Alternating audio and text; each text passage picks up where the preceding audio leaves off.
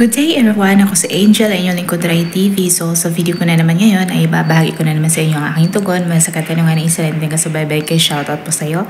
Sana ang interpretasyon na ito ang sagot sa iyong katanungan at para na din sa inyo dyan na mahigan tulad sa panaginip na ito, paalala ko lamang lagi na ito ay isang general interpretation. Kaya hinihiling ko sa inyo na unawain at tingnan mabuti ang mga nangyayari sa inyong buhay ngayon at gamitin ang mga impormasyon na maaaring ibabahagi ko at para labis nyo maintindihan ang ibig sabihin yung panaginip ay panoorin nyo ang video na ito hanggang sa matapos at kung ito ay nag-resonate, bawat isa sa inyo, please leave us a comment. At huwag natin kalimutang mag-like, mag-subscribe at i-hit na din ang notification bell para maging update kayo lagi. As may hindi pa nakapag-follow sa aking Facebook page, follow nyo na po, Rai TV at i-share nyo na din. Maraming salamat. Ang pagkakaroon mo ng panaginip tungkol sa kinakagat ka sa bandang bahagi ng iyong kanang paa ay maaaring ito ay tungkol sa kataksilan. Ang dead giveaway dito ay ito ay ang iyong ahas ngayon at ang kataksilan na nabanggit ay hindi pagtataksil ng kaibigan or kung nino man. Ang pagtataksil na sinasabi ko ay ito ay tungkol sa iyong sa kung ano ang sinisimbolize ng ahas. Ang imahe ng ahas madalas nag-refers and invokes sa iyong intuition at ito ay ang iyong inner understanding sa kung sino ka talaga. Maaaring isipin mo na ito ay maganda or some sort of superpower pero hindi po. Dahil marami sa atin ang takot sa ahas for a reason dahil hindi nila maintindihan ito and that's exactly ang iyong attitude with your internal self. Ayaw mo itong intindihin mabuti dahil ito ay shadowy at nakakatakot, magulo and you cannot know enough. Pero yan lang ay ang iyong conscious mind na nagiging impatient dahil ikaw ay merong buo na understanding sa kung sino ka talaga at hindi ka dapat matakot, instead ay tanggapin or i-welcome mo ang part na ito sa iyong persona dahil this can lead to all sorts of answer. It is chaotic dahil it can take no for an answer. At ito ay unlimited dahil alam nito ang full power and it cannot be intimidated. At marami sa atin ang ayaw sa ganitong klase ng persona na dahil ito ay ahas or maaring simbolo ng demon or devil, alam mo na.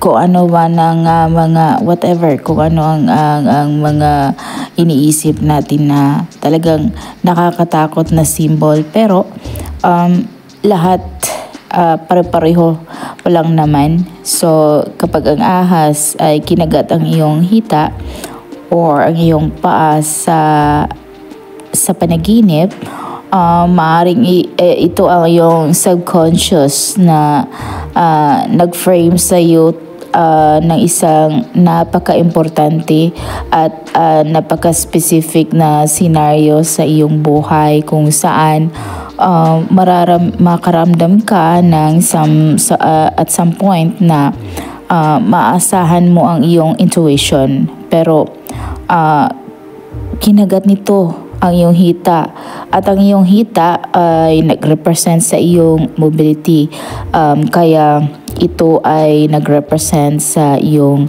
power to change, to move things or to go from one stage of your life to the next. So, ang imahe na ito ay talagang tungkol sa conscious mind na nagbibigay sa iyong sarili ng excuse after excuse para sisihin mo ang iyong unexplained self or ang iyong shadow self kung ano ang mga mali sa iyong buhay. Ito ay isang cap out. At kapag makaramdam ka na ng galit and if you feel na para isa kang victim, intindihin mo na ito ay isa lamang cap out. There's nobody holding you maliban sa iyong sarili. Ang ahas na yan na takot ka is actually ang sagot. At ang reason kung bakit nakagat ka ay dahil kailangan mo ng excuse para patawarin ang sarili for being takot or sa pagiging petty, sa pagiging tamad or sa pagiging small-minded. At kung willing ka to set aside ang lahat ng justification and all sorts of comforting excuses na binibigay mo sa iyong sarili time and time again. At dito magsisimula na mag-burn or dito nagsisimula ka na masaktan dahil ang iyong ego ay natatamaan at nasaktan, pero ito din ang pagkakataon mo na mag-grow at kung magawa mong malampasan ang transition na ito, you become a better person. At ang paa na nakagat become a leg of iron because it is infused.